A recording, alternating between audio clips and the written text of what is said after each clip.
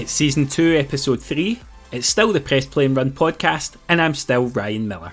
This week, I'm joined by a guest to talk, amongst other things, all about the Devil of the Highlands Footrace, a race I've since withdrawn from with an ankle injury. I decided to still put the episode out because I know there's still a lot of people doing that race, and there's just some brilliant information in here for anyone taking on anything from beginning their running journey to marathons to ultra marathons. So I wanted to share that conversation with Martin with you.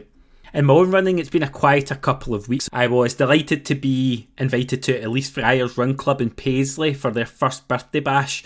Elise got me there under the pretense of saying it would potentially be like 3 or 4 people, and she was looking for just a couple of people to speak to the group about their running, keep that positivity around it. And what transpired was actually closer to 30 or 40 people there. So it was an amazing turnout. It just shows you the power of a Costco cake. But with a brilliant night, I met some great people, and I really enjoyed hearing about the running of some of the other speakers, as well as meeting the people at the club. So congratulations, Elise, and thank you for inviting me to that.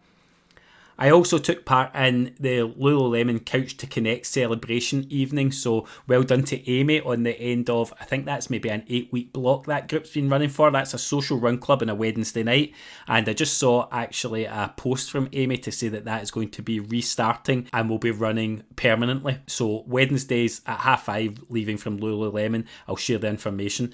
It was a really cool place to be doing that type of session, and apart from me being the most inflexible runner in the land, it was something that I really enjoyed being a part of, and I've actually tried to keep it going. I've done that session a few times on my own, trying to improve, because it's no good being the only one sitting there shaking like a dog when everybody else looks like they know what they're doing. Because of the said ankle injury that's led to me withdrawing from the Devil of the Highlands Ultra that I was planning to run, I've had a bit of a reset as well. Probably just hit that rut that everybody finds in their running when you get a bit of a setback. But I did pass 1,000 miles for the year last week, and that was actually my annual target. So I'd set that target, which was double what I managed the year prior anyway, and I've already hit it in July. So it just goes to sort of highlight the upward trajectory that my running's been on. So I'm really, really grateful for the progress, but I've taken a wee bit of time to reset, decide what I want out the next few months. There are a few things potentially going on in the background that I'm looking forward to bringing to you if they come to fruition, but the couple of decisions that I have made is I've signed up for the Paisley 10k, look forward to having a good crack at that one. I have also set my sights on running a sub 19 minute park run time, so I've hovered in and around there. I've been as close as 19:05 in the last few weeks. That was in the run up to the marathon in Edinburgh, but I just can't quite go over the hump, so I'm going to try and do a bit more speed work and get that. And I've also taken on a huge challenge that's going to force me to do some strength and conditioning. So I've signed up to High Rocks, which, to anybody who doesn't know what that is, it's a functional fitness race, and that's going to be taking place in Manchester in the new year, towards the end of January.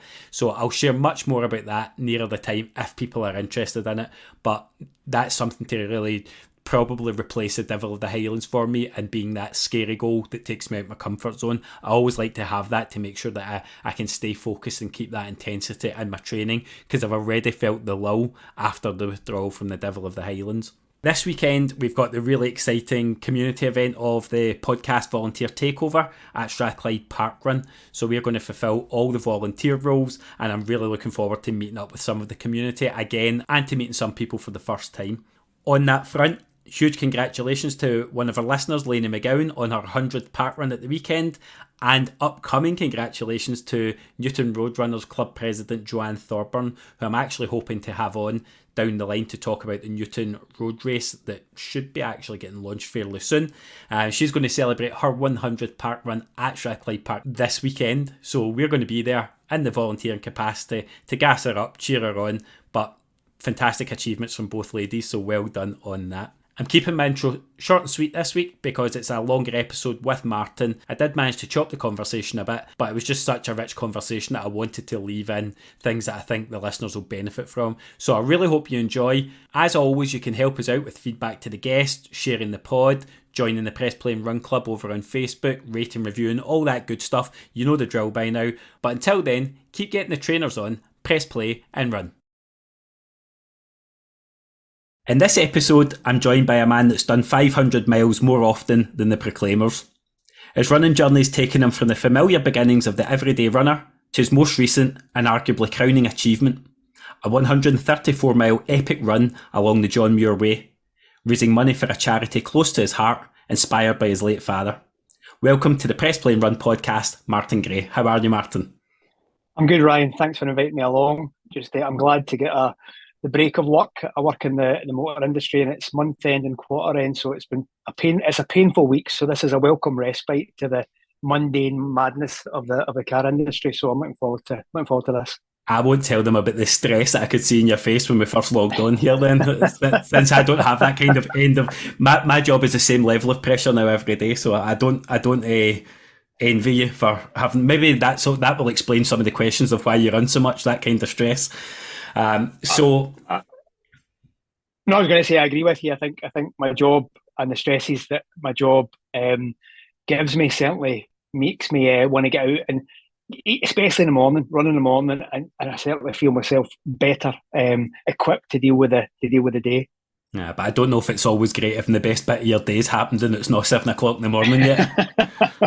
that can take its toll after a few weeks. So I wanted to kick off today by pointing people towards another podcast. It's probably not the traditional way we start, but Martin, you've heard that intro there. Martin was on the Young Hearts Run Free podcast, and that's a podcast I've dipped in and out of, especially since starting this journey.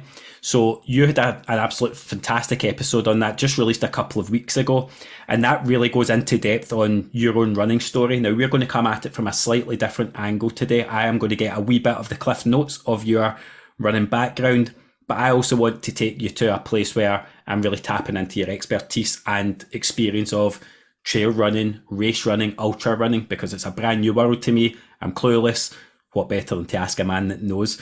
So anybody who hears this one, and I know that you'll want to dig in a bit more, follow Martin. I would really, really encourage you to go and have a listen to the Young Hearts Run Free podcast. It's a cracking episode and great relationships between you and the guys there. So how did that come about? I'll ask you that before I start.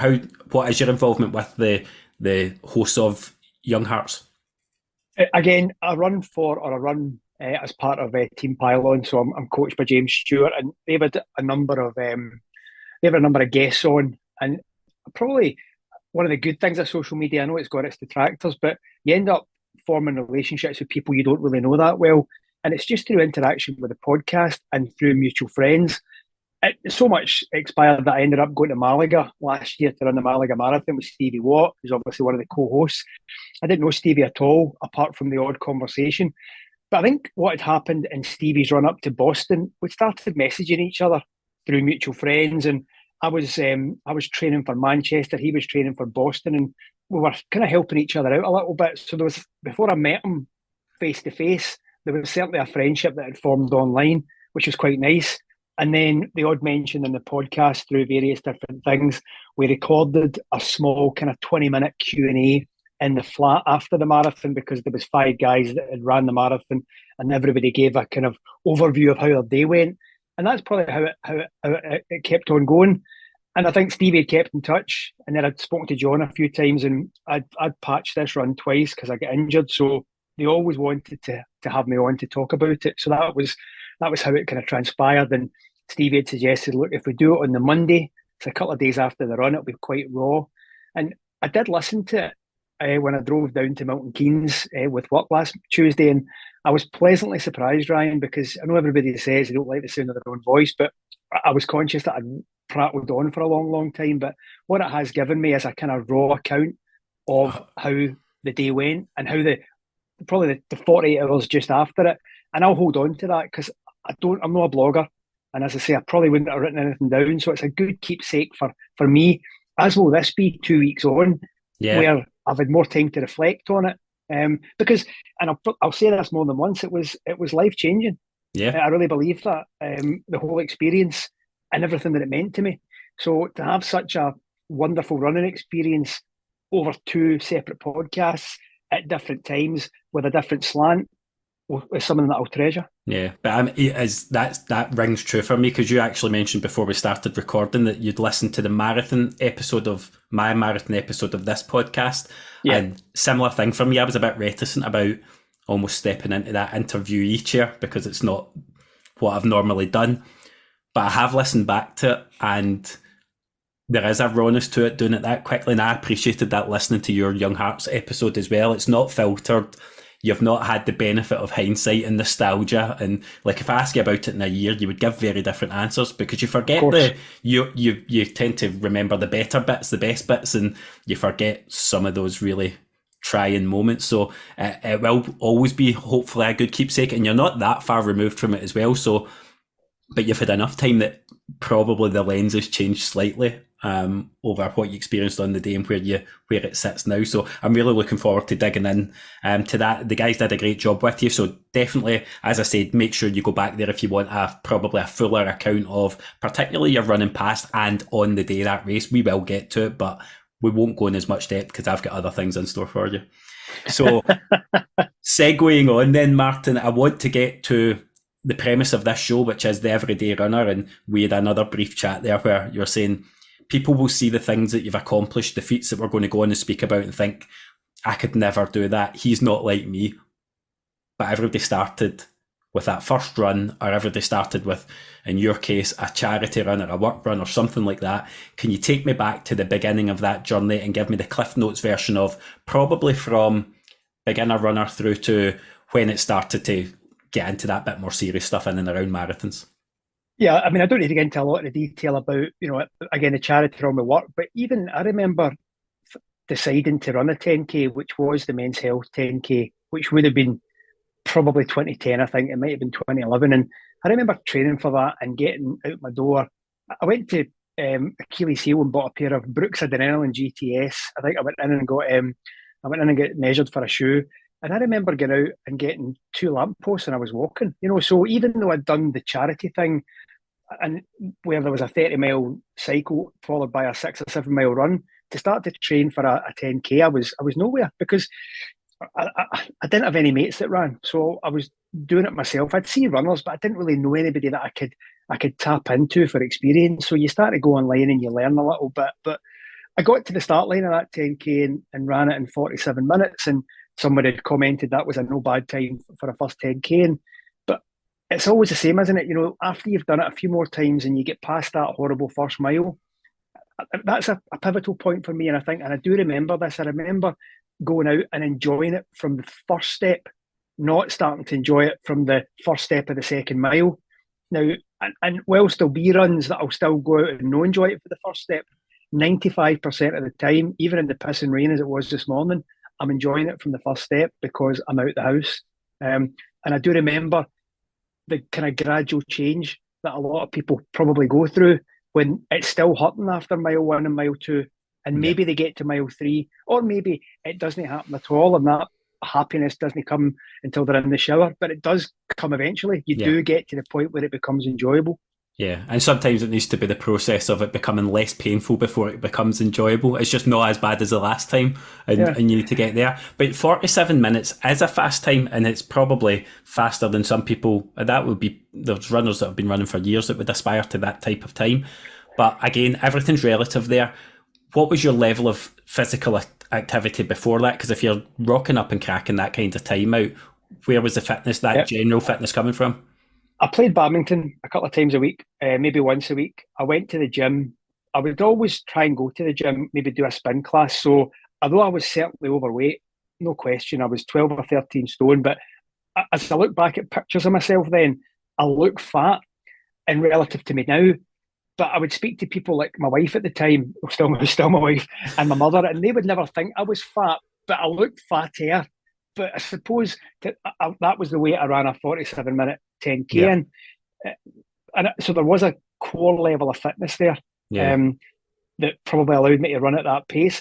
But to be honest, I played football for a couple of years and I wasn't very good at it. I played rugby a lot more than I played football and was okay at it. So I'd always done bits and pieces, I could always walk, and I'd done a bit of hill walking with mates. So there was always a core fitness there, even if I didn't maintain it, and that went up and down, which probably allowed that 47 minutes. Yeah. But I don't know where that came from because I didn't know about pacing. No. I didn't even have a Garmin on. I just had a normal. I went and bought myself a sports watch that had a stopwatch on it that allowed me to press start and go. So I wasn't sure what pace I was running at. I just went and ran.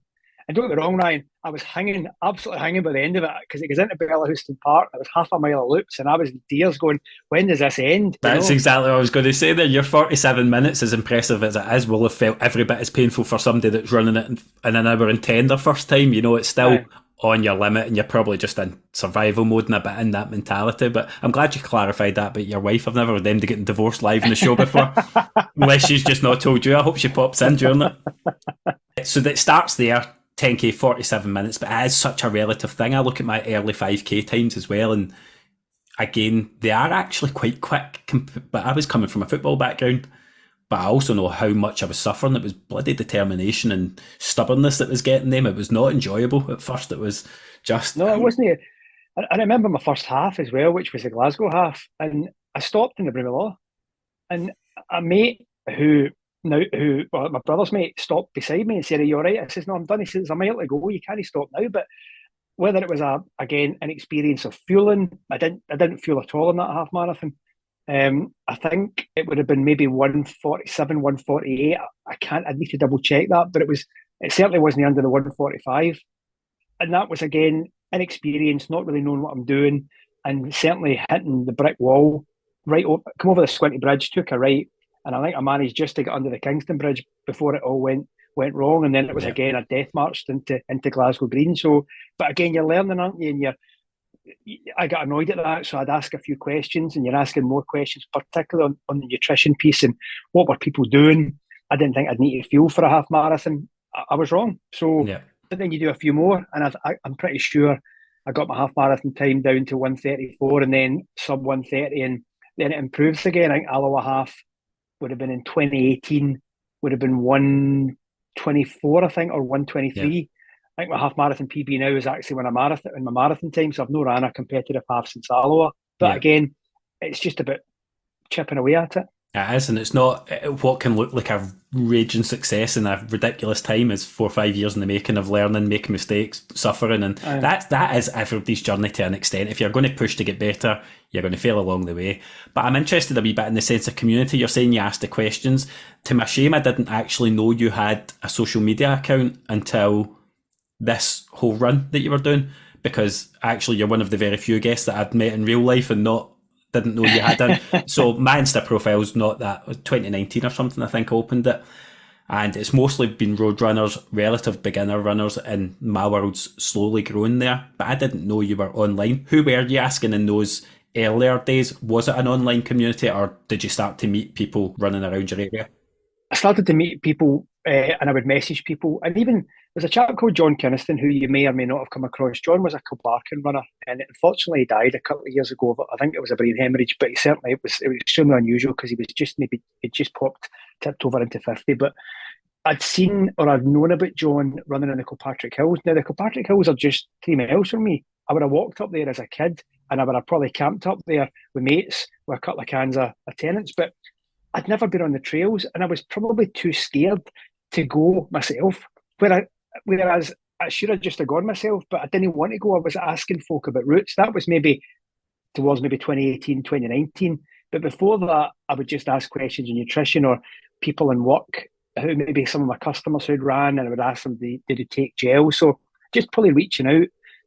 I probably didn't use social media that much, certainly with Instagram, until about 2018, 2019, when you start to meet other folk. And certainly when I started taking coaching on in 2018, then you're opened up to more people, and there's more people available to you, particularly a coach, obviously, because that fundamentally changes how you train. But up until that 2018 point, it was just sporadically reaching out to people, which I think is easier now because of social media. You know, there are a lot of people on there. I got a message today from somebody who actually got in touch with me because they'd listened to the podcast and wanted to congratulate me, which is humbling and really nice. But then asked a question on I'd mentioned these little shop block things that I'd used, and I'd said, I think on the podcast, I got them on Amazon, but I'd mentioned how good they were. And she actually reached out and said, "Can you send me the link?" So, but I suppose, I'm not saying that took a lot of, what's the word? Not guts is the wrong word, but people should be able just to reach out and ask a question, because that's how we help each other. That's what it's all about. Yeah. And I've found that community pretty much exclusively positive. Like, I've never so far, touch wood, never come across any sort of negatives. People are very willing to give their time, especially if you're being genuine about the questions that you're asking and asking things for the right reason. It's been a great place for me, certainly. The Kilpatrick Hills will come to. I've knocked back several runs with you without you knowing. We have a mutual friend, Colin, who's invited me, and when he asks me to go there, I'm like, who's going? He says you. I'm like, no chance. I've seen his Strava. I know how far that's going to be. I know how sore that's going to be. I still don't understand how Colin's getting himself round there. I think you've got him in one of those little things that you pull the reins along in with wheels in the back. I think you know how determined he is, and when he sets his mind to something, he's doing it. So, stubborn little arse of a man. He is, as was the case with his wonderful performance at Glen Lyon in 26-degree heat, and he really did, give a phenomenal account of himself, and it's testament to his determination. He's another good example of someone who, will just put the effort in to train, and then he gets the results, which is great to see. He keeps telling me he's only training to outrun a bad diet. So, and I tend to agree with him. But he gave me his hydration vest the other day for a run, so I won't say anything else too bad about him. But he's doing amazing. But that just shows you again, surrounding himself, the knowledge he's taken from you, because he would have. I saw him at the beginning of his running. Like close up. He is a good friend of mine, and he was the guy struggling to get the 5K in, the 10K. It was run walk. It was running for 2 weeks, not running for 3. But now there's just a consistency, and it's just a part of what he does. It's amazing to see that. There is one thing I would say, Ryan, and I do say this to him on a weekly basis: you cannot out-train a bad diet. Oh, I know, but he's trying his bloody best. He's trying his bloody hardest, but he'll eventually realise that he can't. Well, I went to get the hydration vest off him. I drove through, and he was at his father-in-law's on Saturday. And he said, I'm there. I think there was a fair on out your way or something like that, and he'd been at it. And so I went to pick it up, and he comes out. He's like, "Hey, my father-in-law, we're sneaking to the pub. Can you just drop me off?" I'm like, therein lies the problem. I only came for a hydration vest, and I ended up doing the tour to get him to the pub. So he is trying his best to outrun that diet, but it won't work. It won't work in the long run. So, Martin, you move on then from that type of running where you're constantly picking up bits and pieces, races, times are coming down.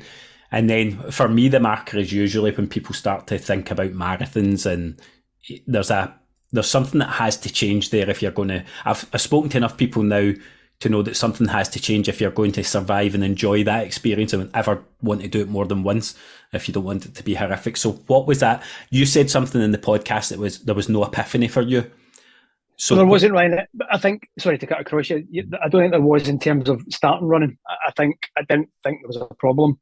However, to take your point, when I decided to do Edinburgh in 2016, I certainly had to change my focus a little bit. It wasn't, and that's not to belittle a 10K or a half marathon, but if I wanted to perform at a marathon, I would probably have to make some changes. Yeah, and even if you want to survive it and run it with any kind of time in mind, so how that first experience for you, what was the goals sort of going into that first marathon then in Edinburgh? I wanted to run 3:30, and I've thought about this, and I can't remember why I decided 3:30. I think I got a bit better with pacing. I hadn't bought a Garmin yet, but I was certainly using an Apple Watch at the time, which was helpful. And I think I'd realised that, and you can correct me if I'm wrong, but I'm pretty sure 7:45 per mile pace is 3:30. I think it's there or thereabouts. And I thought maybe I could sustain that. And I thought sub 3:30 was probably a reasonable time to, I know it's arbitrary, but I thought, well, that's maybe a decent benchmark. And I'd seen people, I think I was using Strava by this point, or maybe I was using the Nike app, and I'd seen people running around in that time and thought, well, I could probably do what they're doing, compare myself to that type of runner. So that's where I got to 3:30. And I knew there'd be a 3:30 pacer. And also it was quite easy to try and find a online marathon training plan for that goal time. They love a round number. They do love a round number, don't they? Those you can either run 3:30 or 3:45. It's like nothing in between. And what was your time in that one? 3:32. So it wasn't too far away, and that was again marathon experience. Hit the wall around Musselburgh, or maybe just before Preston Pans, and certainly I remember stopping a little bit or walking a little bit. But I remember thinking, I'll take that. I'll take that time. That's quite good. And I had put the effort in. I'd made some. I think I'd stopped totally drinking, but I hadn't. I know I hadn't, but I certainly made some sacrifices and started to maybe not so much look at my diet in the way that I do now, but just try and eat a bit healthier, Yeah. and introduce a little bit more healthy food than maybe I would have had hither to that point.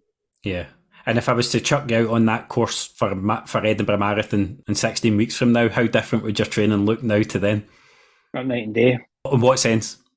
The speed work. I still wasn't doing speed work before Edinburgh because I hadn't joined Kilbarcan, which is what I did do to introduce speed work. So even though, although I was maybe doing the odd little fartlek from a training plan, it wasn't particular to me, and I wasn't probably. I was just.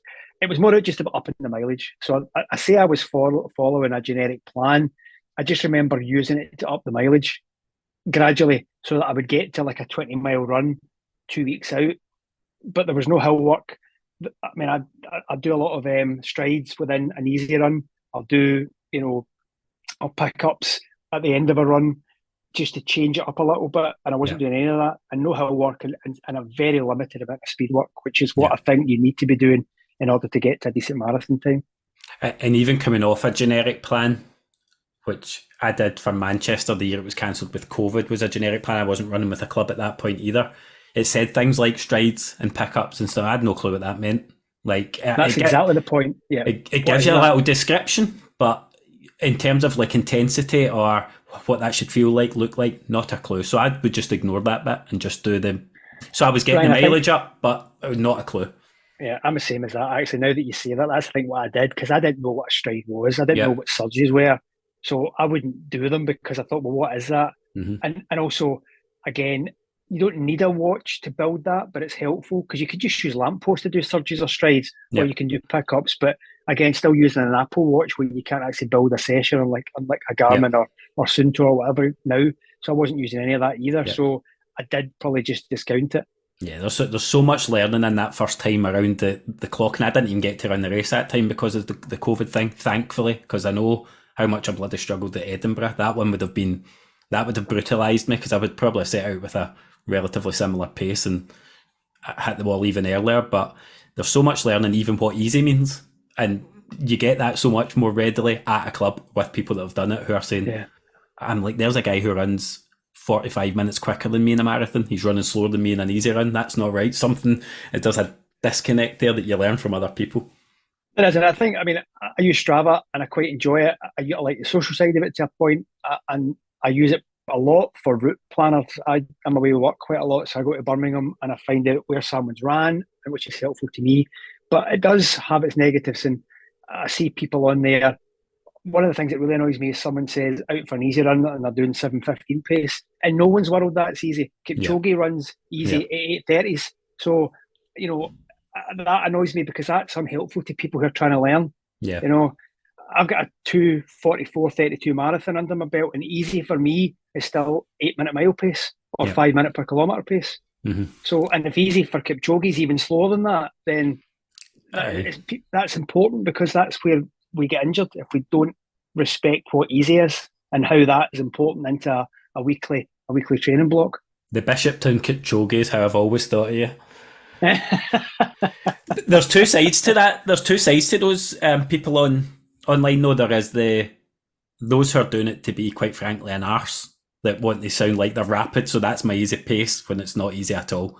You just need to see heart rate data and you go, that was not easy for anybody. And then there's those that are probably that inexperienced that they think it's easy because it's 20 seconds a K or a mile slower than being on your limit. It's just, I think easy is such a sliding scale, and that's again surrounding yourself with people that know, running together. It's such a help. And you progressed then from that first marathon that sounds very like my first marathon there, which was 3:30. I didn't spend nearly enough time at marathon pace and training because I kept up in that projection of what I thought I could do. So then I'd spent less of the block at the type of pace I was hoping to run. And I think I paid for that probably towards the end. So I learned so many things that I would take on to the next one if it happens. But you kept progressing, and then you made that decision and you made a reference to it. You moved to coaching. We're fast forwarding a bit, plenty of races in between, but I'm going to take you back the way later to some of them.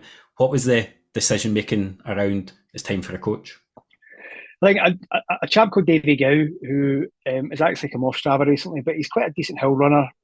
He's good mates with Donnie Campbell, and he was another person I'd reached out to because I knew he ran in the Kilpatricks, and I just wanted somebody to take me out there. And he was Davey, lovely guy, so he was happy to take me for a run.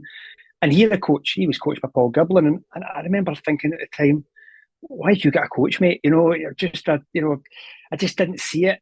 But I'd ran with him a few more times, and he'd explain it a bit more to me. And I thought, well, I quite like the idea of that. And then I went away to a pylon weekend in 2018, which was up in Aviemore, an inaugural pylon weekend I'd never been on before, and met a few of the people that I've now become quite close to, like James Stewart and Paul Giblin and Debbie Martin Consani, and they were all coached by Paul and were coaching as well. So I learned a lot at that weekend, which was really helpful.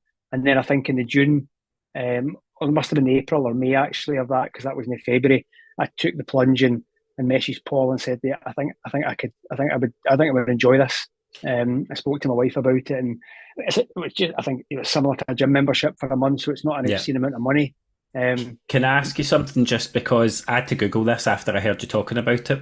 Can you tell me what pylon is? Who pylon are? So pylon. So it's a chap called Paul Giblin, who is from Paisley actually, and the pylon name came up because he was a DJ down in London, and his name was DJ Pylon. So it's as nondescript as that. And I think he needed a business name. Paul's an international athlete. He's sponsored by Compress Sport, and he's ran Western States 3 or 4 times. Top 10 at UTMB. So he's extremely successful in a lot of ultras. He's won a lot of ultra races. Yeah. He held the record for West Highland Way. He had a famous battle with Robbie Britton, I think, in the 2014 race where the two of them were going toe to toe. So Paul's a pretty accomplished runner. Yeah. And he started this business for coaching and started coaching James and Debbie and some of the kind of well-known names in the Scottish ultra scene. So that's what I was going to get at there. This is, if you are like me and probably now starting to dip my toe in the water of ultra running or even trail running, no, it doesn't need to be ultra. These are not names that were overly familiar. I knew who Debbie was because of the connection with Markathon. Yeah. So I knew that, which is the run streak in December. But I just thought it was worth elaborating on who those people are, because if people are dipping their toe in, I've followed a lot of them recently, and my goodness, there's some accomplished individuals there, but there's also, you'll pick up tons from what they're doing, how they're training, where they're at, routes as well. No, it's a really good point, Ryan, and I probably now take it for granted that because there's a level of friendship there with a lot of those people and we run together. But I take you back to my comment earlier where I didn't really have any mates that ran, so I probably wanted to almost ingratiate myself a little bit into that world because I wanted to learn and understand. And I did, after running a couple of marathons and a couple of ultras, I liked the idea of an ultra. But I remember running up the Kilpatricks with another mate actually who'd asked me to sign up to Glenogo 33, which is a 33-mile race in Kilburn in November. Probably the inaugural ultra for a lot of people. And he started talking about the West Highland Way race, and I couldn't believe that there was actually people raced it. Yeah. So, and that was only 2018, maybe 2017. So I wasn't part of that world then either. And again, I didn't know that there was actually a race where people ran all the way from. I knew what the West Highland Way was. I'd walked it when I was 17 with mates. Yeah. But I didn't know if folk ran it. And I'm thinking, who the hell runs 97 miles along the West Highland Way? They're off their heads. But I said that as I'd ran a marathon at that point. So it wasn't as if I'm running a 5K. I can't get my head around 97 mile.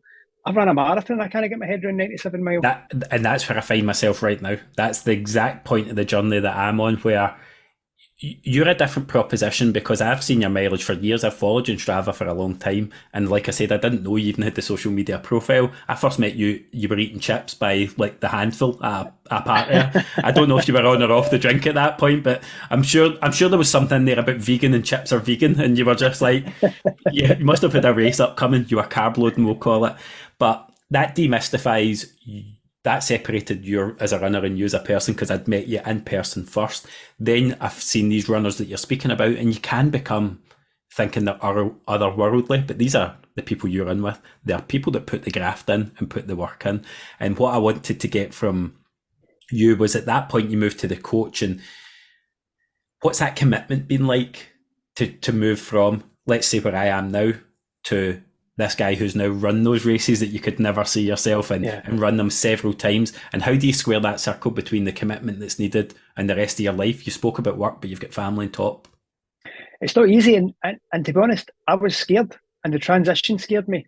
Paul, by his own admission, is terrible at getting back to people. So when I finally convinced myself to message him and he hadn't get back to me within a week, I was quite pleased. And then he did get back to me, and I thought he asked me for some information about my background in a bit more detail. And then he took another couple of weeks to get back to me. And in those periods that nothing was happening, I was quite happy. And then I had to make a decision, which was, he suggested that James would be great for me, James Stewart, because James has got 2 kids, a busy job, and I would be able to relate to that. But there was going to be another couple of weeks before James was going to call me. So again, going, well, thank God, because I just wasn't sure about the commitment. And once I got over that, then I was even more scared, because then I would get my plan, and the plan would come through, and I would see detailed what I was to do on a daily basis. And I'm thinking, what if I want to do something? Now, don't get me wrong, the way that it works is I'll give my coach my availability. So, if, for example, if I'm travelling on a Tuesday and I can't run, fine. Or if I want to do my long run on a Sunday, not a Saturday, I'll give him that detail. But it was the commitment that scared me. Mm-hmm. And I probably hadn't discussed with my wife as well the level of commitment. But if I was running 6 or 7 hours a week and I was stepping that up to maybe 10 or 12 hours a week, whilst that's doubling the amount of work I'm putting in, it's still only 10 hours out of a possible, however many hours are there. I can't do maths, but the point is, it still was extremely daunting for me, extremely daunting. And that lasted for a good, maybe 5 or 6 months of just getting my plan and realising, I can fit things in. And even though, as I said, I'd already mentioned my availability, the commitment scared me. It's familiar. It is familiar. I'm a wee bit of the, because I'm still in marathon mode in terms of mileage. So my mileage is up. Well, I was doing 25k a week before this marathon malarkey. I was running 5k a day, 5 times a week, thoroughly enjoying myself. I don't know what possessed me to start being one of these kind of weirdos that start doing 40, 50, 60k in a week. But I still do struggle a bit with the feeling like I'm stealing time. I'm stealing time from the kids. I'm stealing time from Nicola. Or when I get back, I've just been in a 2.5 hour, 3 hour long run. You really should try and put your feet up a bit, but there's a life there to do it. I just wondering how you're dealing with that bit. That transition was difficult for my wife as well, because if I was training for, I think when I took on the coach, I think I'd already signed up for Devil of the Highlands. So almost immediately, I'm out doing 3 and 4 hour sessions on a Saturday. And Susie and my wife and I hadn't really discussed that. So she said to me at one point, so this is it then, every Saturday you're away for 3 or 4 hours? And I'd say, well, yes, if I'm training for a 42-mile ultra, not if I'm training for a marathon. So, but I never gave her agency in that decision-making process. I made that unilaterally, and that was a mistake. And what I've learned is that involve the people that are important to you, because if I want to commit to this and want to do this, I need her buy-in. I'm a little bit lucky. My youngest is 12, but she'll only have been maybe 7 or 8. So whilst not a baby, and therefore requiring less attention, I've still got 3 daughters and a wife and a busy job. I predominantly run early. Mm-hmm. So I'll just get up and go, whether that's 5:30 or 6 or whatever. So I try to limit the impact. And marathon training is actually easier, I found, because my kids are a bit older, and there'd be times where on a Saturday morning I'd go out and do 20 odd miles and be home before anybody's up. Yeah. So that's finding that balance. It's a little bit harder if you're training for West Highland Way, where it's a 97-mile race, and it does require, because it's less about the mileage sometimes, it's about time on feet. It's about doing 5 or 6 hours on your Doesn't feet. matter how fast you're running, you just need to be on the feet for that amount of time. Feet. Yeah. So, but those races are few and far between. You're not doing 97-mile races 5 times a year. No. So by changing up what I choose to sign up to allows the family to find a nice balance between running and family.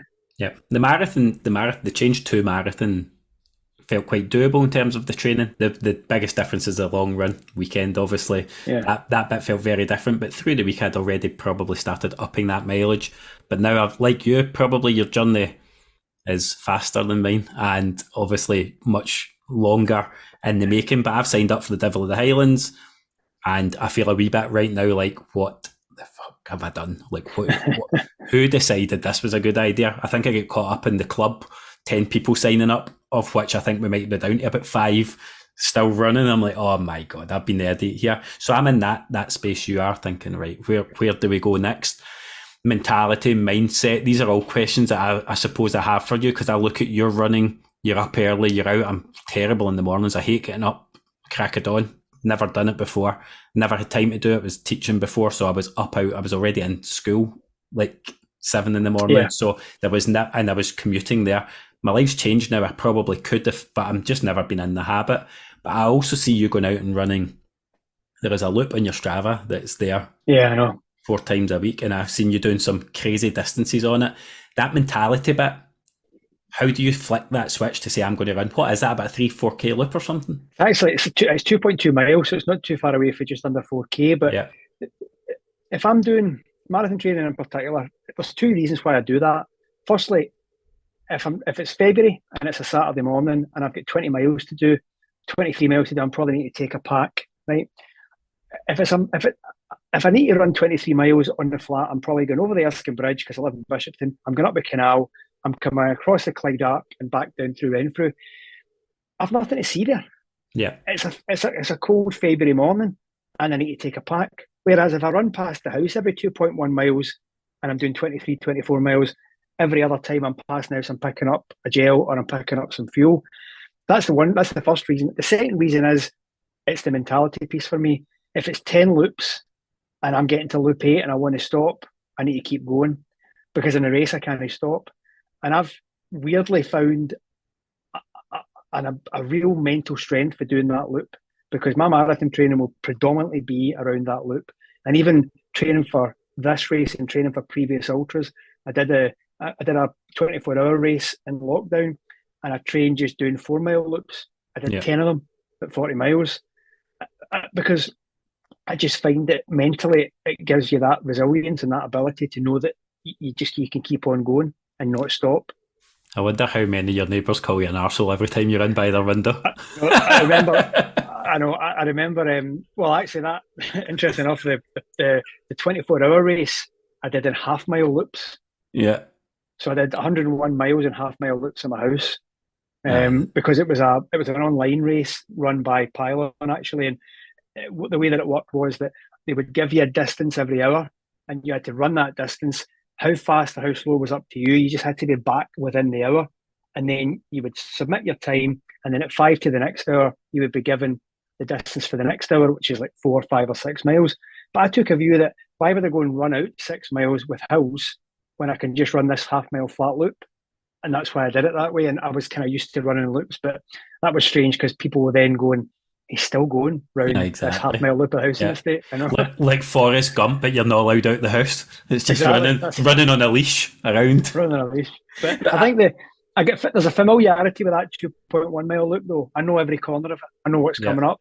And even this morning, I was doing 4.4 miles and I just did 2 of the loops, which I know some people think is boring as hell. But if I'm only running in the streets and I don't have time to go into some nice trails, I understand it. I do understand it with like a 4 or a 5 mile runner, because I've got my loop here. We've all got our loops. So I've got my 5K route, I've got my 10K route, and if all things being equal, that will be the route I'll run for that distance if that's what my training is that day.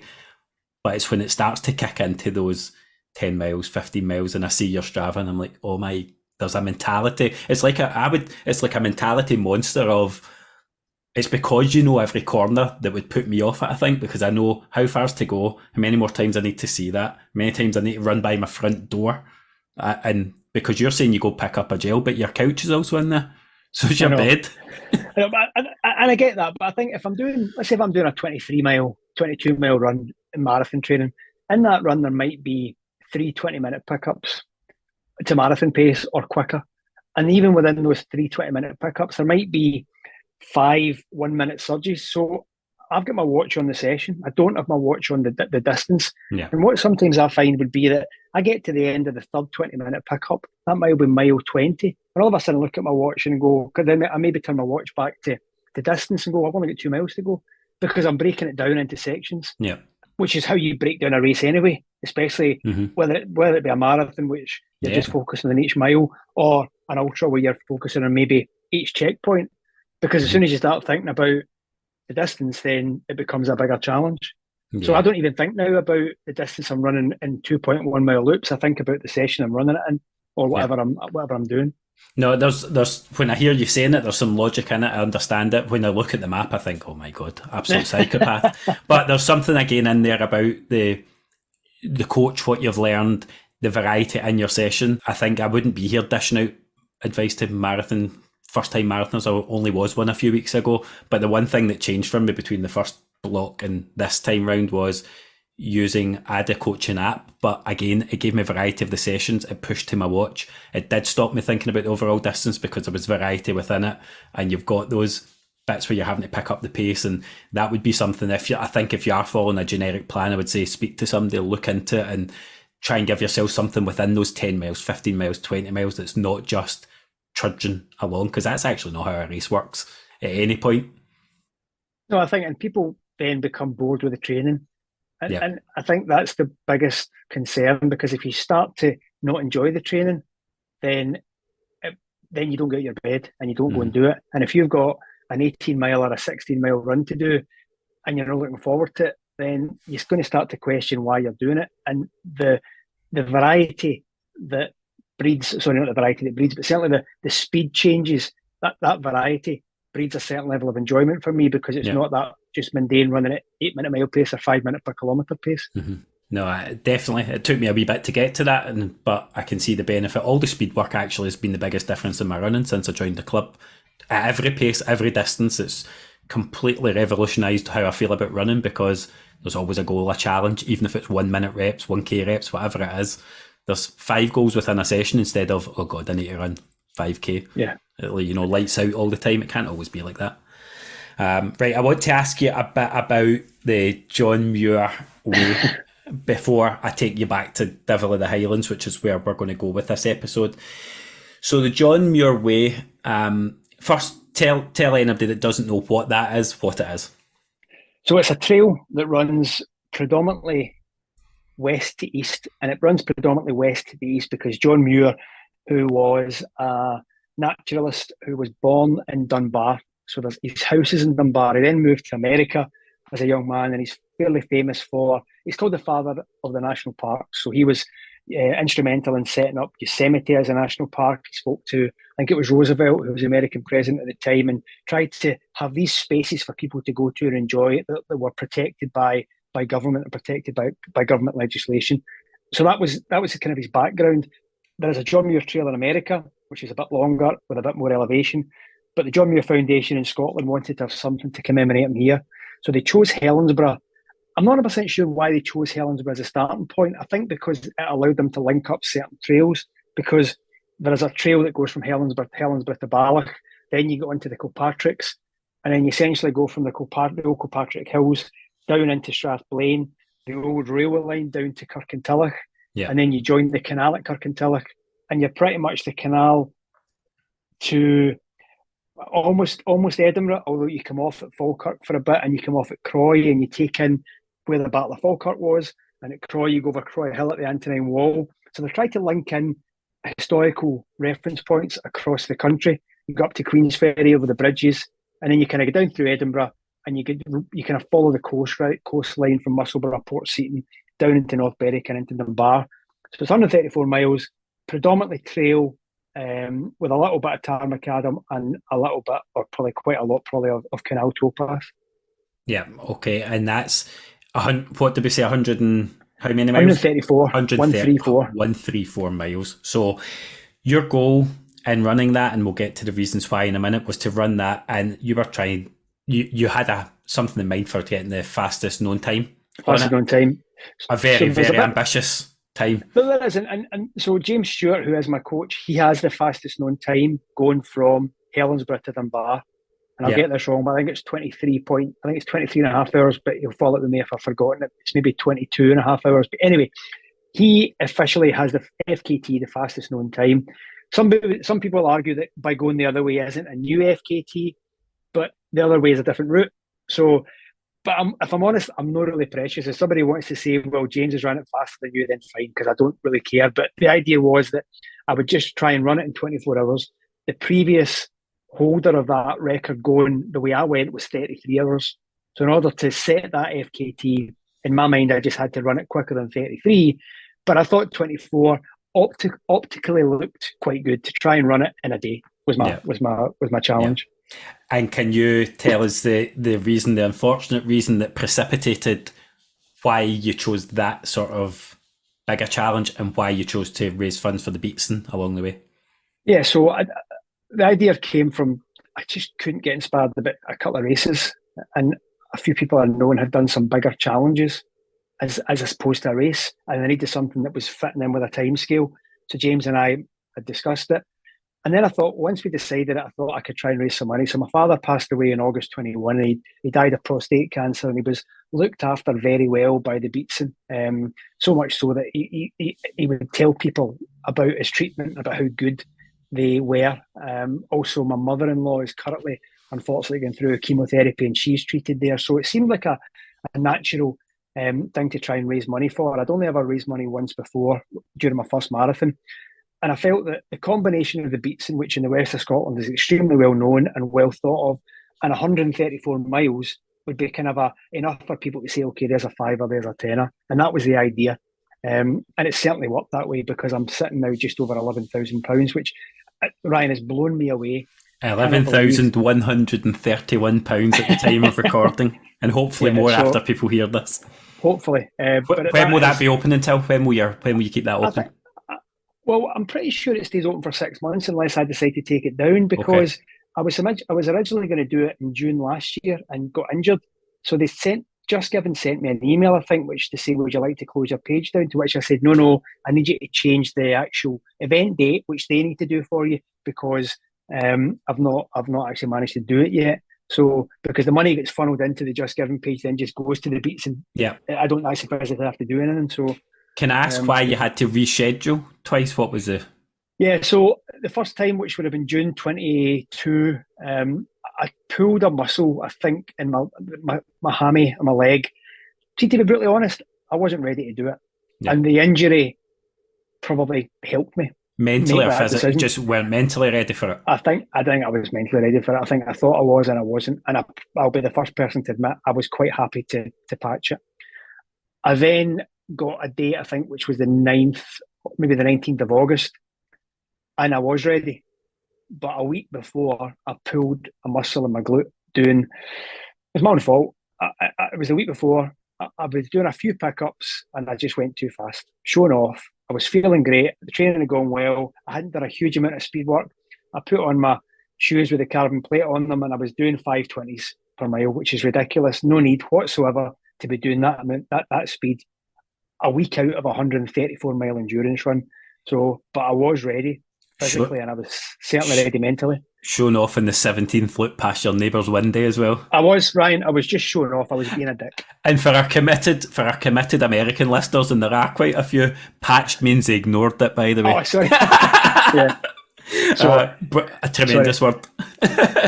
So that took a bit of time, and I probably still wasn't right coming into the start of this year, but it did start to feel like a bit of a monkey on my back. I think I'd raised about 3.5-4 grand by that point, and I kind of thought, I'm going to have to do this. So I needed a mindset change to say, okay, let's start working towards doing it. The 9th of June, just week before West Highland Way race, seemed like a decent date to do it. But the training still wasn't brilliant. I still had the glute issues. I then had some really bad hip issues. I had to change my training strategy. I stopped doing speed work because speed work was aggravating everything.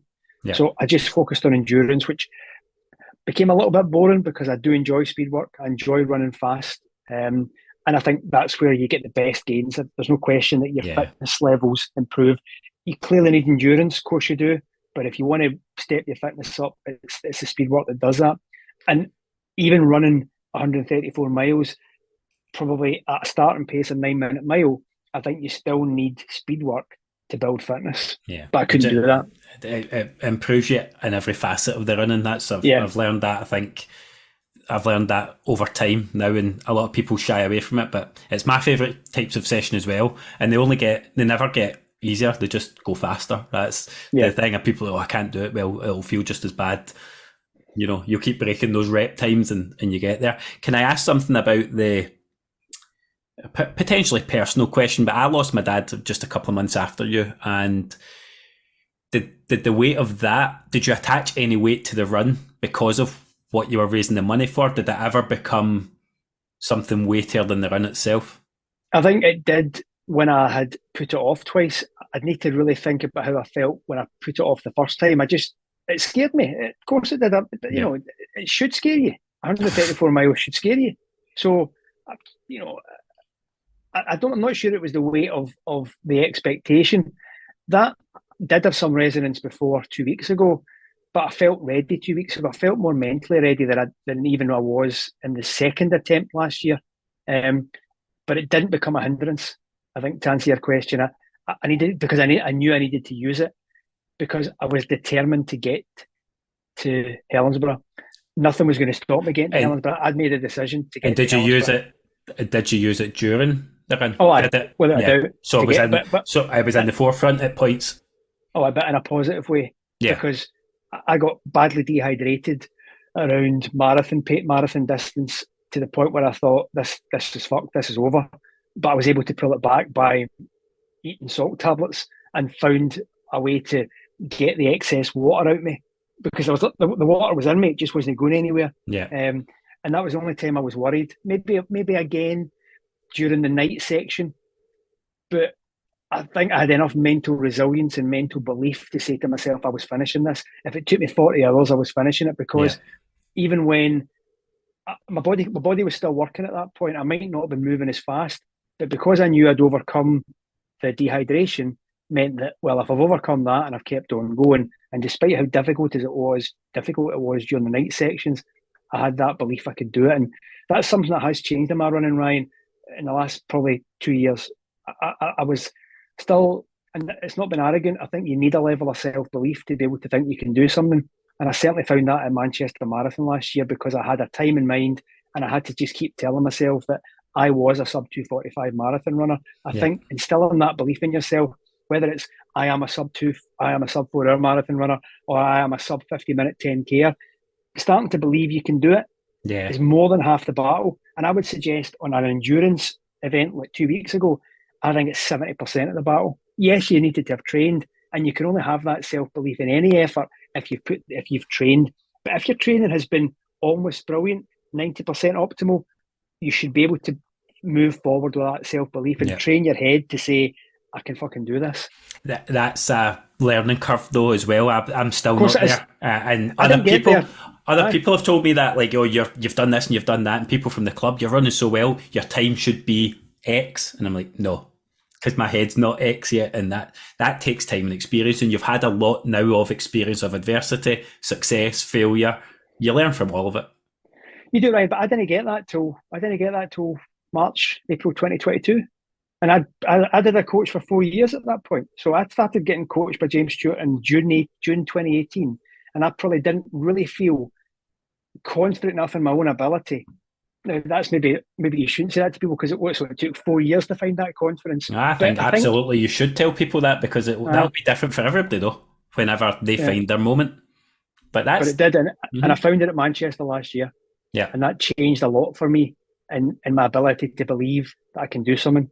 Because, again, I'm not that much different to anybody else. I really, really enjoy running and I really enjoy the training and I just put the effort in. But putting the effort in physically is one thing, but believing you can do it mentally is another, and you need to be able to find that. Yeah, I think it's so beneficial for people to hear that took 4 years, though, because we live in the world of being sold quick fixes. Do this plan and you'll get that. Do this 90 days and you'll lose this weight. The reasons, the process, the chipping away, the showing up every day is the actual real sustainable success. It's the only way to get sustainable success. It's never a quick fix. You might get quick wins once. You might have a great day, but you certainly don't get success over time. Ryan, if it was easy, everybody would do it. Of course they would. Aye. And I've found something that I love to do. Running's changed my life, so I'm prepared to put the effort in because I enjoy it and love it so much. The consequence or the outcome of that is that I'm able to perform how I want to perform in races or experiences like 2 weeks ago. Yeah. But you've still got to put the effort in. Yeah, and that's just a basic fundamental principle in it. I've got nothing but admiration for for what you did. I was following it at the time. I'd spoken to Colin. I knew he was going out to meet you at one of the legs, and I know you had great support along the course. And again, I would urge people tap into that Young Hearts Run Free podcast, and you'll get a more detailed breakdown of the day itself. And I'm not going to labour there because I don't want to take too much of your time, because I want to take you back to that first Devil of the Highlands. Because selfishly, that's where I'm at. Of course you can. Just before you do that, because if people listen to the Young Hearts, they'll hear about the experience and about what was important to me and how important it was to have the support crew, not just Com and my brother and mother mate Stuart who were in the car, but the people that came out. I actually forgot to mention a chap called Gordon Brown, and it's really annoying because he's my bloody neighbour, and as I sit and record this, I can actually see his house, and he came out, and because he joined me at night, and because I was a bit, not delirious, but tired, he ran a good section with me, and he came all the way out to Falkirk, and I forgot to mention his name. So apologies, Ryan. I just wanted to get his name in because I felt bad about missing it the last time. Consider the record corrected. Plus, it's one more person you get to spread the podcast to and tell me has to listen now. So I'm all for it. Brilliant. If you want to mention another 300, crack on. Just make sure you send them the pod. Before I take you to the Devil of the Highlands, one more question I have about that would be, I'm always intrigued to know this. Did you learn anything new about yourself? Because you've done so many countless thousand miles. What did you come away with that was something new? Or did you not? Did you just learn? Did it confirm anything about yourself? I don't think self-belief is binary. It's not on or off. It's a transition. It's a journey of self-belief. And whilst I might have been confident in my abilities to a point, because of what happened at Manchester, I now have that tenfold. I've learned that I have that resilience. Yeah. So much so that I was probably thinking about doing 2 marathons next year. I think I might sign up to West Highland Way again and do it again, just because I think that I can take that self-belief and the ability just to grind out against it. Not adversity, that's too strong a word, but certainly against a lot of factors, particularly dehydration, and just having that bit in between my teeth to say, I'm going to get to the finish line. Yeah. Yeah, that's a phenomenal thing to have achieved. I'm not sure I want to run 130 miles to get to that realisation, but I'm proud of you. I'm delighted for you. It is incredible. What you've done is something that most people would never even aspire to do. Let's be honest, that's not the everyday challenge. Running a marathon for some people will be the pinnacle, and that's a huge achievement. 10k for some people is, but what you've done is truly, truly inspiring, and that's such a lot of money that hopefully will improve somebody somewhere's end of life experience, support their family. They do terrific work. I've been through that type myself. So more power to your elbow. I'll share your page. And if anybody listening to this has got a couple of quid to chuck in, there's always good causes going around. I know how much people are supporting, but literally £1 or £2, whatever you can support, I would encourage you to throw in that way. And we will do the same with the podcast. We'll make our donation as well when I get you to share your link with me. Thanks, mate. So let's dip back into that Devil of the Highlands, because that's where I am, and selfishly I use the podcast to help me understand what I'm doing next and try and keep pushing myself on. I'm probably sitting at a point I'd be quite open. I think I need to be in this podcast to say right now I've got the fear. I went out in the Pentlands at the weekend. I saw the run. It looks. I've never ran there, which is ridiculous, but it looks awesome. Yeah, so I probably went in there just the right amount of naive, because had I known really what was there, I'm not sure I would have taken it all on in one, given I'm coming from roads, and I mean that is definitely the longest run I've ever done in trails, never mind the elevation. It's about similar elevation, but roughly 2,000 metres as the Devil. I learned some hard lessons that we'll touch on, but can you take me to when you were going into the Devil, where the mindset was? What were you completely raw to that world as well? No, not a little bit. I'd ran Glenagle twice, so the 33-mile twice, and I'd done the Fling twice. I'd done the Fling that year. So the Highland Fling, so the Devil is essentially the second half of the West Highland Way from Tyndrum to Fort William. It's about 42 miles. The Highland Fling is the first part of the West Highland Way from Mulgai to Tyndrum. So I'd ran the Fling twice. So I had an idea. I'd ran obviously longer than the Devil because the Fling's 52. But the second half of the West Highland Way is probably my favourite part of the West Highland Way. So I was looking forward to it from that perspective. And the Devil's such a great race to break down. It's such an easy race to break down because you start at Tyndrum or Tyndrum. I never know how to pronounce it, but we'll call it Tyndrum. I'm so glad you said that, because I was thinking I was Tyndrum to me, but there you go. And I'm sure I've been corrected many times, mate, but I still can't remember what I've been told. So, but you run from Tyndrum to Bridge of Orchy. That's extremely runnable. that's quite a fast section because you kind of follow the railway line out of there and it undulates a little bit. But once you get to Bridge of Orchy, there you get your first checkpoint, maybe around 7 or 8 miles. Then you go up over, as it's called, Jelly Baby Hill. It's been euphemistically entitled that because during the West Highland Way race, you would always get a Jelly Baby at the top of it. But once you're up the top of that, you come down into, at the start of Rannoch Moor, and then it's a kind of steady climb to Glencoe, but it's an extremely runnable steady climb. There'll be elements of it where you need to walk, depending on levels of ability, but it's just about breaking the race down. Because once you get to Glencoe, you're 2 miles to the bottom of the Devil, which is the Devil's Staircase. Yeah. Most people are walking that unless you're Rob Sinclair, who holds the course record. But once you get up to the top of that, you're then all the way down at Kinloch Leaving, which is extremely runnable. There's a horrible climb out of Kinloch Leaving, but you're walking it. You go up to the Larigmore, which is the big moor section. It kind of dog legs right to Llandaffra, and then you're 6 miles to Fort William. So it's such, in my mind, okay, I've done it, and I've done the West Highland Way, so I've also done it, and I've trained on it a good few times. I just think you can break it down easily. And I really believe that when you get out of Kinloch Leaving and you get onto the Larigmore, I'll get my mileages wrong, but let's say you've maybe got 12 or 13 miles to go, and you think, I've done 30 miles, and you've only got 12 to go. I find it quite an easy race to break down, and it's a thoroughly enjoyable race, and the finish is phenomenal. A real party atmosphere. So the way that it's ran, the people that take part, the people along the way, it's so different to a marathon where folks speak to you, as opposed to most marathons where nobody says a word. You're just running with your head down. Introducing checkpoints where you've got drop bags. There's a whole team of people at those checkpoints to help you fill your water bottles up, and most people are smiling and laughing. It's a brilliant atmosphere, ultras. That's where they're quite enjoyable. So that's already doing something for me, right? Because so I did the Pentlands, as I said, same elevation, but much more condensed distance. I think it was. I work in kilometres, so I'm rubbish at miles. It was 27K. I saw your start. I think it was 20. It was about 18 miles, I think, wasn't it? Yeah. 18 miles. I think it was. I think I remember somebody that was running in miles saying that 18 miles.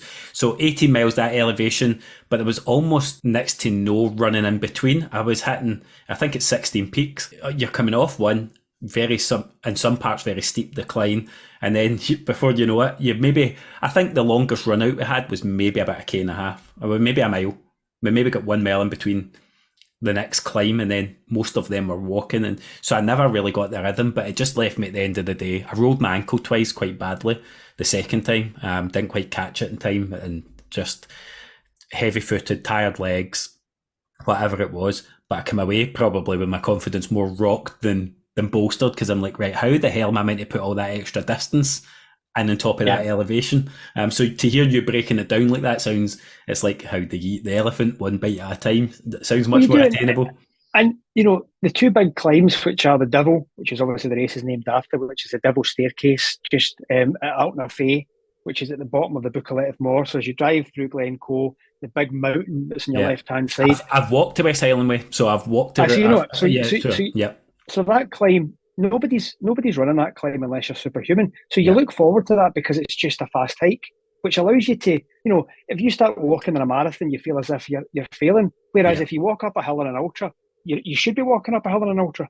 Yeah. And then the even larger climb, or in terms of ascent, bigger climb out of Kinloch Leaving, because you go right back down to almost sea level again, is a bigger climb, but it's a walk again.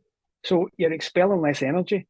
And you get to a checkpoint in Kinloch Leaving, and then, it's been a while since I've done it, but I think the checkpoint or the drop bag section is maybe only 1k or maybe even half a k from the start of the climb.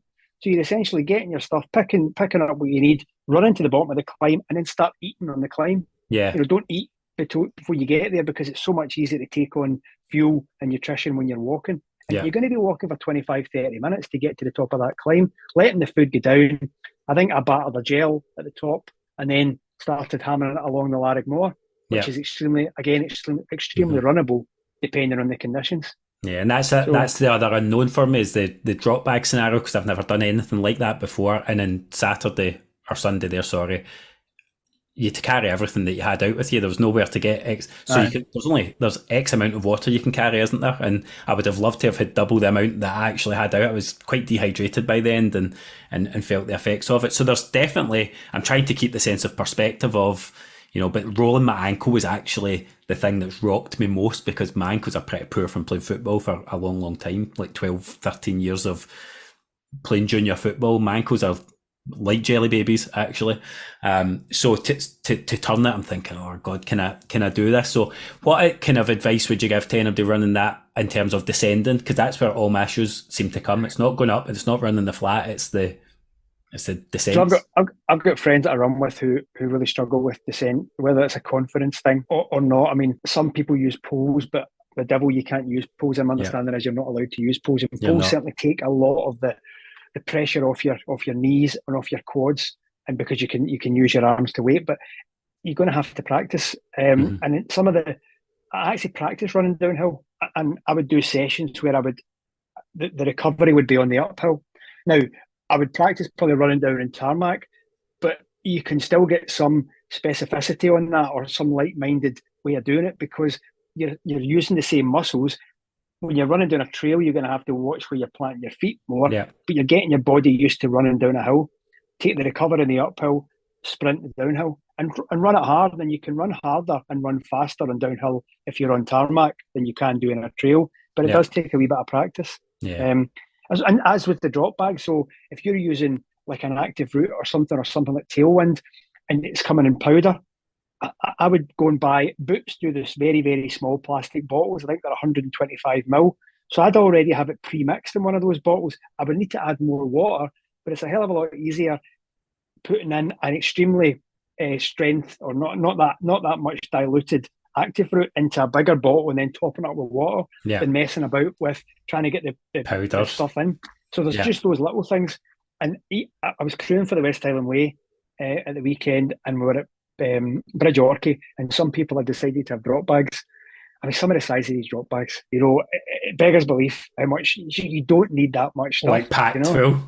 Aye, I have no idea. I have no idea what to put in a drop bag. I'm like, a pillow. I think again, everybody's different, and nutrition is extremely personal, and what's different for you. But realistically, I've found 50 grams of carbs an hour, and that's made up of the carbs I'm getting out of active route as well.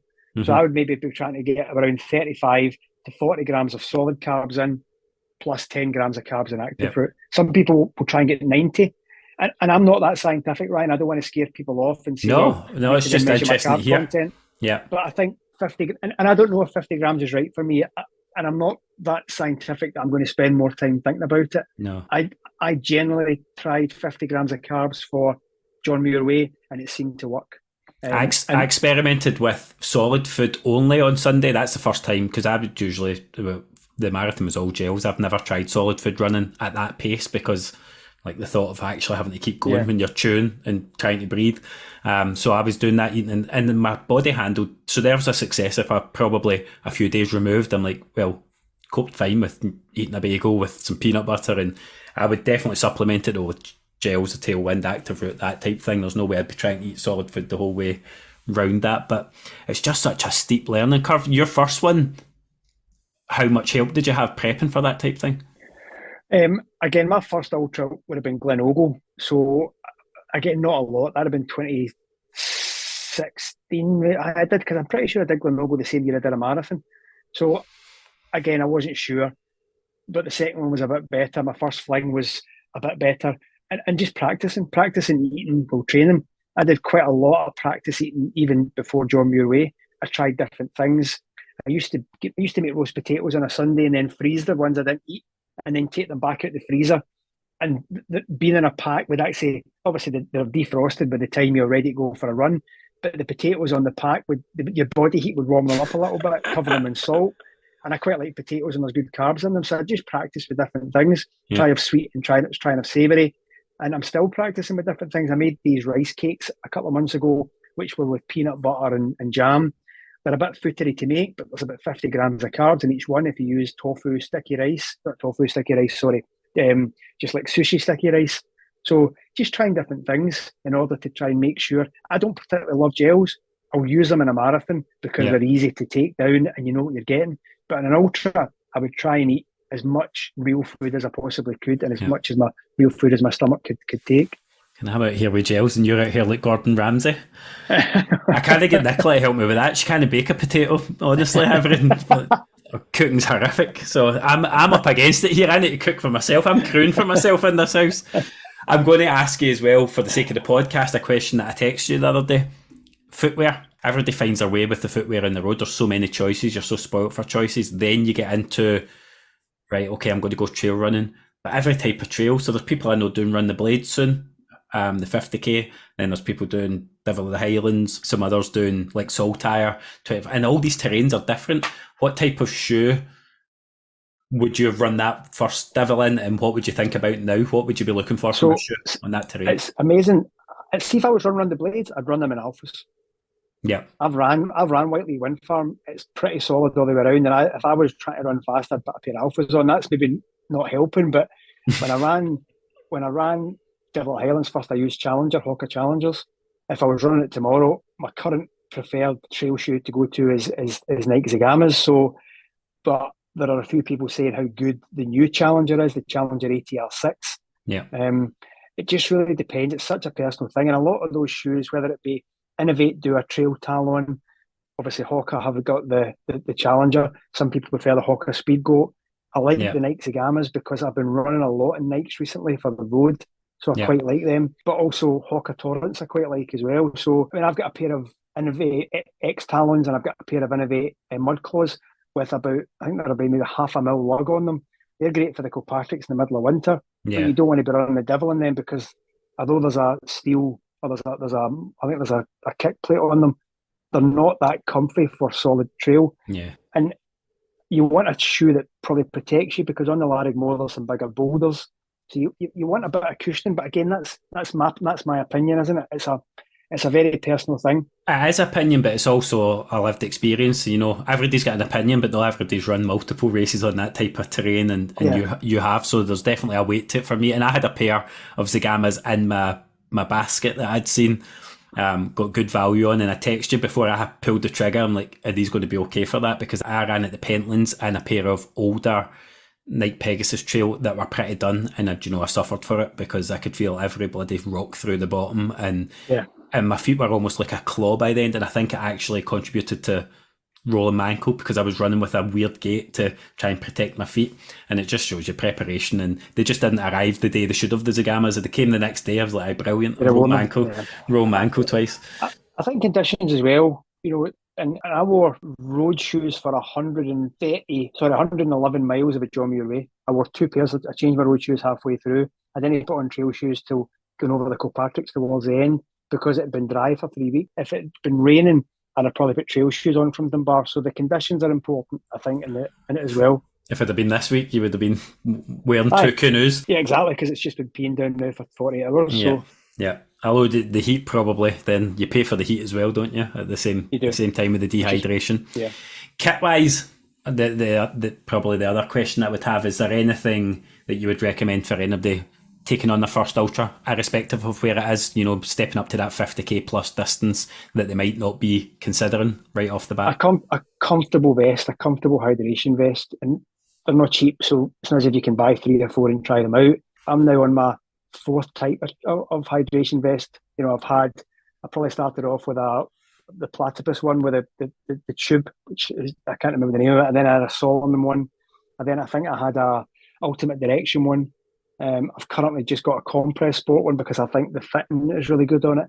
I don't love a vest though, so I always like to wear them. I find a compress sport to a belt. If I'm sometimes doing maybe 25, maybe under 25 miles, if it's not a warm day and I don't think I need any more than half a litre of water, I would just use a belt. Yeah. But in an ultra, certainly one for the Devil, you're probably still going to need a vest. And that's important because it's got to be comfortable. And then everything else will just depend on the conditions. I used to say to people, all you need is a decent pair of trainers and a decent jacket. And I would still say that. I don't follow that advice anymore because I spend too much money in running gear, albeit I'm trying not to spend any money in running gear in 2023 because I've got too much of it and it's getting ridiculous. But you do need a decent jacket. Yeah. And I think some of the cheaper jackets, as soon as you put them on, you're sweating.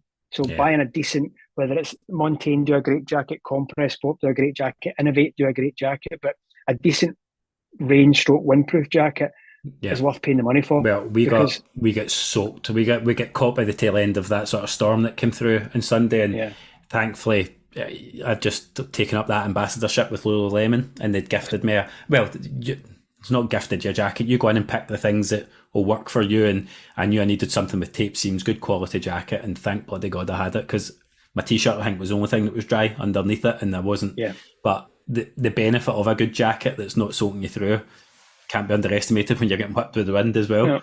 And layers as well. So I'll have a couple of merino wool base layers or some light base layers, compress sport or craft, and then layer up and layer down. And even this morning I went out with a kind of tight running t-shirt on and a light jacket. I quite like layering, and therefore it's easy to take off.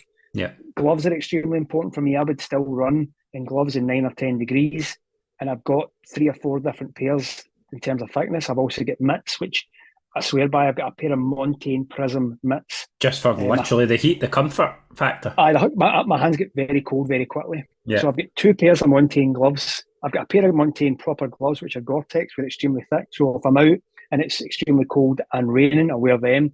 And if I'm out and it's just cold and it's dry, I'll take the other ones. And sometimes I'll take them both. I put gloves on at Queensferry or South Queensferry 2 weeks ago, and my mates were still running with no gloves on, but I put them on because I was maybe 50, 60 miles in, a bit more fatigue, and I'm getting colder. So I swear by a decent pair of gloves. Yeah, see people running with vests and gloves on at races and stuff. I'm like, are you one of the guys? I'm always there going, what's happening there? Why are they doing that?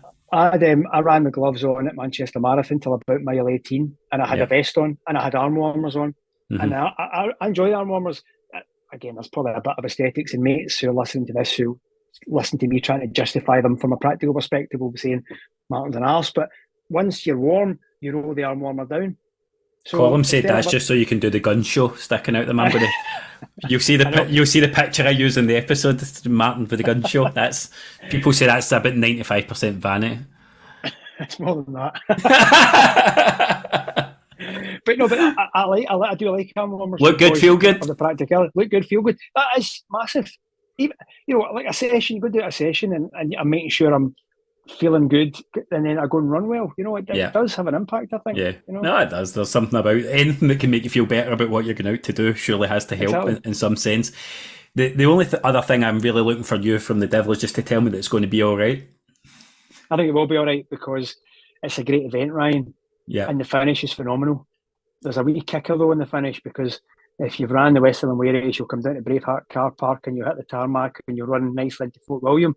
The Devil takes you over Cow Hill, which is at the back of the sports centre. So you need to go up again. You've just descended the forestry track. You think it's all over, and then you go up a hill again.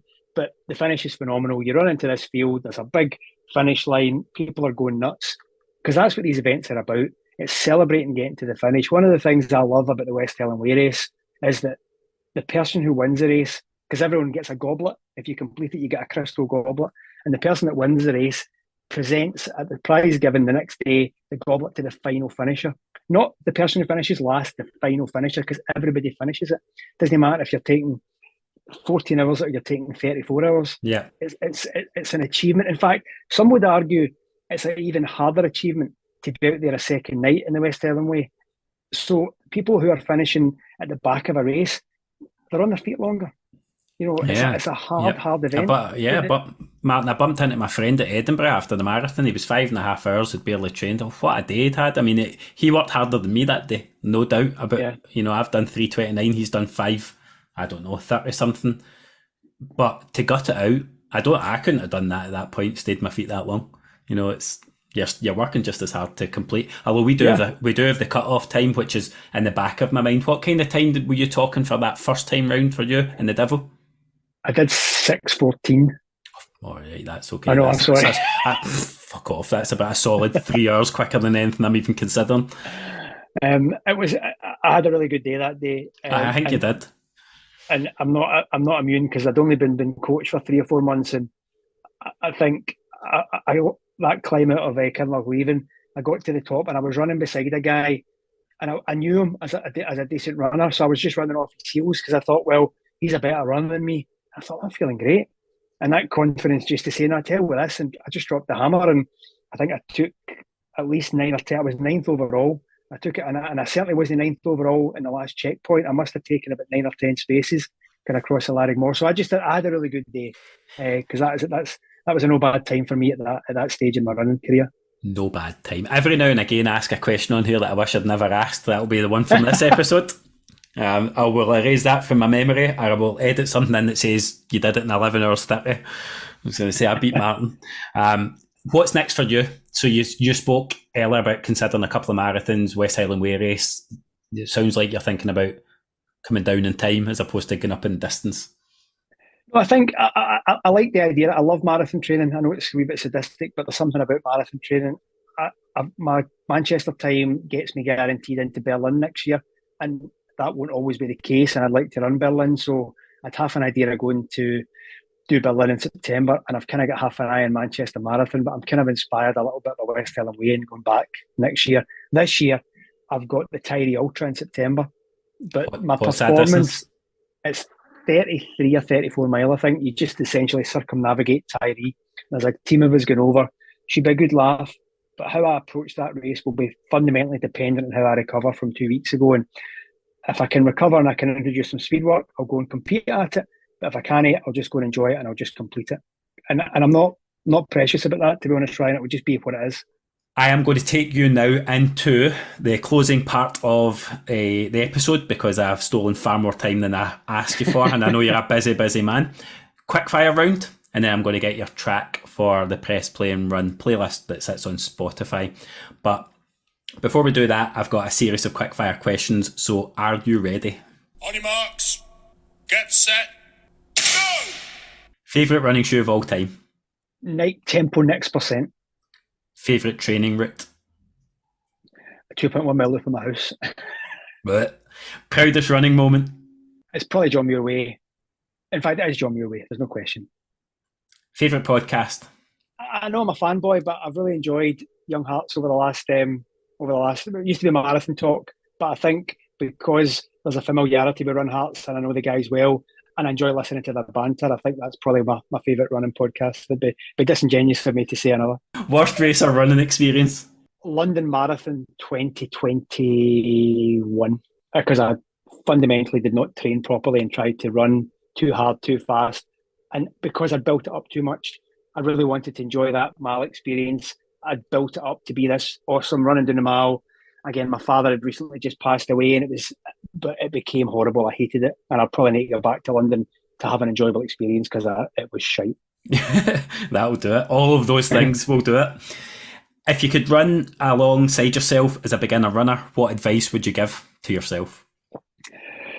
I probably a lot of the things I've spoken about on here, Ryan. I think it's just about reaching out to people and asking questions and learning, being humble and not taking it too seriously. Because it's just running. Life is more important. Work, unfortunately, can be more important, and family certainly is more important. And if a race goes badly and something doesn't go right and you have to pull out or you have to pull the ripcord, it's just running. Yeah. Yeah, it's great. Advice. It's of great, course it is. And I love it. Yeah. But it's just running. Yeah. Go to pre-long run meal. So what you taking on board before you go out on these daft, crazy adventures? I mean, I've got a recipe for a bean chili, which I love, and I'll probably have a wee bit of avocado kind of salsa with that, and maybe some carbs, and maybe I make up some small boiled potatoes. But I just make this bean chili, which I make quite a lot. I really like the taste of it. It's got the nutrients in it that I need. If I add some potatoes to that, so maybe some mini roast potatoes and a bit of avocado, so that's generally what I'd have the night before a longer effort. I thank God that's the night before. I thought you meant in the morning. I was going to say, are you no, the morning, no, the morning, sorry. I do an overnight oats thing, a butcher, maybe with a kind of mango pulp, and I put some oats in there with some lime and some toasted almonds. I thought you were sitting whacking a bean chili at 4 a.m. or something. That's like a different level of insane. One inspirational Insta profile you never skip by? Probably Debbie Martin-Consani. Do you know that? Because what she's achieved. And actually, this line came out. John Cassidy mentioned this in the podcast in Young Hearts, but it's Debbie's line, which is ordinary people doing extraordinary things. It's her that said that, and what she's done in some of the events, she's done Badwater, she won the Spine. Debbie embodies just being a normal person, but doing amazing things because she loves running. And Yeah. Debbie also talks about running forever. She wants to run when she's 80. She wants to be able to enjoy it. And because she says stuff like that, she knows that she needs to do more along the lines of yoga, mobility, strength work to give you that longevity, because there'll be the point where you don't do races anymore, but you just want to be able to go for a run. And in order to be able to go for a run at 60, 70 and 80, you're going to have to make sure your body can still cope with that. So I think she is inspirational in my mind. Yeah, I couldn't agree more. She never seems limited by herself to begin with. Yeah. It's an amazing thing. Run with or without music? Pretty much always, but I'll start with a podcast. So in a longer effort, I'll put a podcast on, maybe two, and then put some tunes on towards the end. I find that extremely beneficial, especially in marathon training, where 5 or 6 or maybe even 10 decent tracks towards the end to get you home.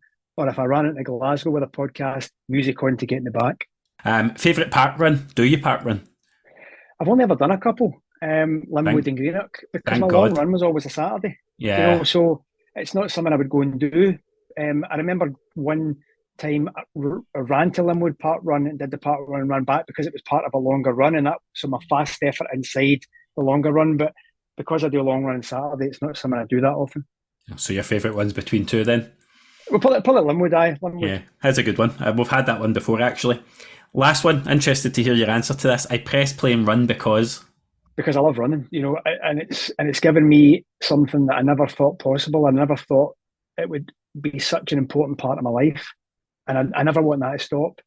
And I reflect more as time goes on about what the experience I had 2 weeks ago, because yes, you look at the effort and you look at the distance, but my whole reason for doing it, Ryan, was to have a running experience, and I got that, and that's the most important thing to me. And then it's how do I get the next one, Aye, that's it. Amen to that. And if you're of that mindset, there will always be, what can I do next? What can I do next? Yeah. But yeah, that's pretty poetic. Like it.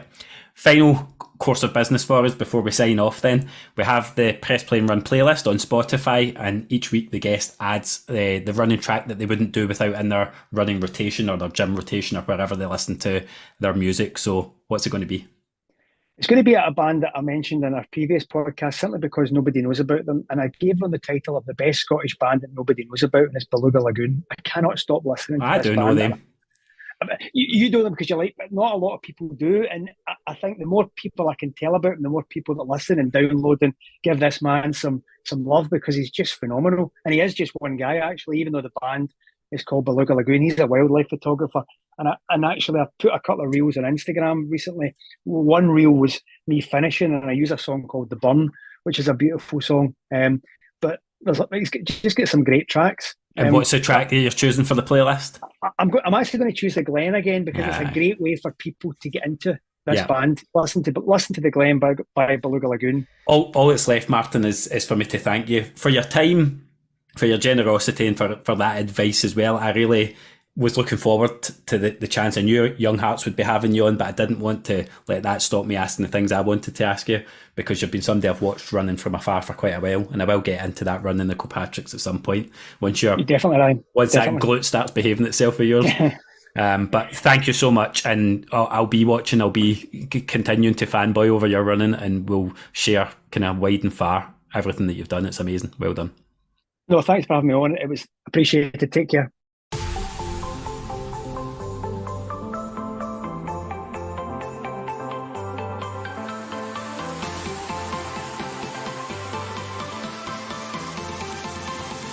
Thank you to you, the listeners, for joining us for another episode of the Press Play and Run podcast. You can really help to support the podcast by subscribing or following on your podcast platform of choice, and by leaving a review. Don't forget to follow us on Instagram at Press Play and Run Podcast, and to add the Press Play and Run playlist on Spotify. We'll be back every 2 weeks with new episodes, and please be sure to keep an eye on our Instagram page to find out which guests will be joining us. Until then, keep getting the trainers on, press play and run.